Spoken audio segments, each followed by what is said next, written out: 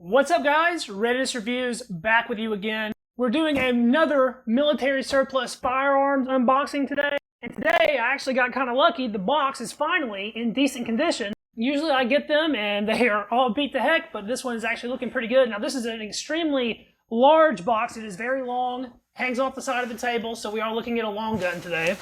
This is my latest acquisition from Century Arms, and it looks like they did a good packing job this go around. Let's go ahead and cut this open and see what we have inside. Let's open these flaps up. It looks like we have a box within a box. Oh, nice. It's one of their awesome black boxes I like so much. Let's get this all the way out. There's that Century Arms logo. And it looks like we have something poking out on this end. That'll be a little hint to what we're looking at inside. This box is just taped in the middle here, so we'll cut that tape. And let's open her up. Foam packaging. There we are.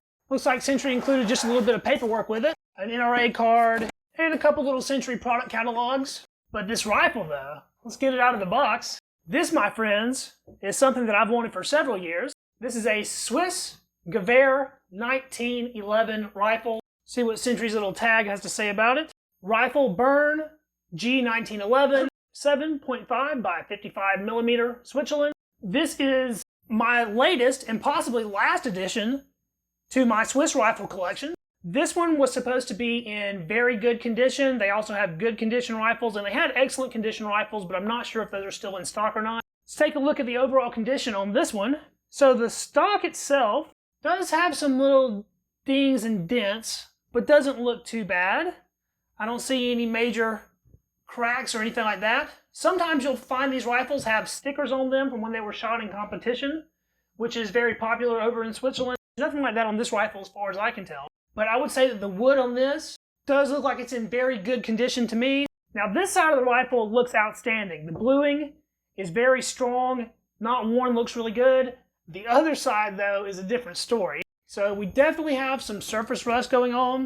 I don't think there'll be any pitting under that rust. It doesn't look very deep, just simple surface rust, but it does have some rust on the receiver there. So let's check out the serialized parts and see if we have a numbers matching rifle. So of course the barrel and the receiver match. The magazine is a matching serial number. The bolt is matching. But other than that, I do not see any other serialized parts. Let's open this action up. They had a little zip tie as a chamber flag. These are fed from a 6-round detachable box magazine. This magazine looks like it's in real good shape. Let's check out that bore condition. We'll be posting pictures or video of that right here. In general, Swiss rifles usually have pretty good bores, so I'm expecting a decent bore in this one. Going by Century's website, a rifle that is considered very good condition should have a good bore.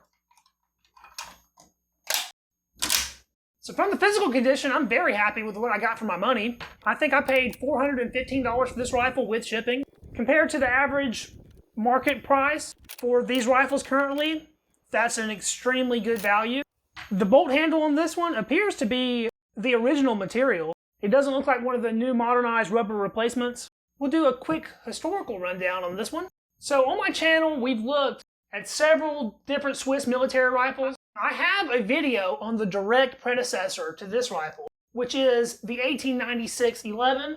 I picked that rifle up last year from Edelweiss Arms. 9611 was an updated version of the older 1896 Swiss rifle. The update was done because the Swiss changed their standard military cartridge from the older boggle-nosed GP90 cartridge to an updated Spitzer cartridge, which they called the GP11. The GP11 was higher pressure than the older cartridge and flatter shooting because of the pointed bullet. In that conversion, they changed the sights. They added on a pistol grip. They changed the barrels. Virtually all of the 1896 rifles that were in Swiss inventory were converted to the 9611 pattern. But even after converting all those rifles, the Swiss still didn't have enough rifles to arm their full military. So in 1913, they began production on a new rifle, and that's the rifle that we are looking at today, the Swiss 1911. All the updates that the 9611 went through are already built into this rifle from the ground up. Instead of having a spliced-in pistol grip, this has an already built-in pistol grip into the stock. They did change the angle of the butt plate. This rifle and the 1896 would be the standard infantry arm of the Swiss through World War I. Of course, the Swiss remained neutral throughout that conflict, so they were never used in actual combat. Production of this rifle, the 1911, started, as I said, in 1913 and continued until 1919 and the end of the Great War. In total, about 127,000 of this specific model of the rifle was produced.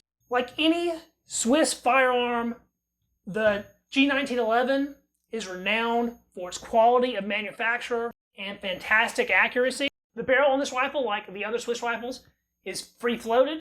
You can see that ring in there separating the wood of the stock from the metal of the barrel. I believe the type of metal that ring is made out of is aluminum, but you can rock the barrel back and forth ever so slightly, and that's because it's not actually making contact with the wood under the wood line. That leads to increased accuracy. This is an extremely long and quite heavy firearm. The Swiss were very serious about the accuracy of their firearms, and it took a while for them to move past the notion that you needed a very long firearm to have a very accurate firearm. Of course, later on, they moved to a standardized short rifle in the K31. The overall length on this rifle is a pretty extreme 51.5 inches. Just the barrel length alone is 30.7 inches. It comes in at about 10 pounds. These were issued with a pretty awesome tangent leaf-style sight. It's graduated from 300 meters all the way to 2,000 meters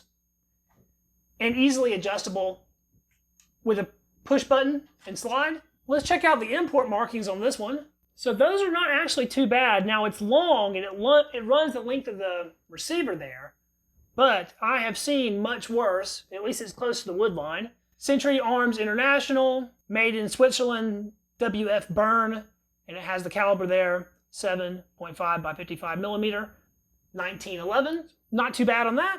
These rifles are readily available in the surplus market today. Every year we are still getting shipments of these in from Switzerland. Now each year those shipments get smaller and smaller, but they usually come in around this time, fourth quarter of the year or so, and you'll have websites like Century have them, Classic Firearms has them sometimes. Of course, Edelweiss Arms, who does their own importation, they have them. And they're just super unique and interesting pieces of firearms history. The quality of craftsmanship and material that went into these rifles is pretty outstanding for a military arm. Generally, they are among the best shooting military surplus rifles you will encounter.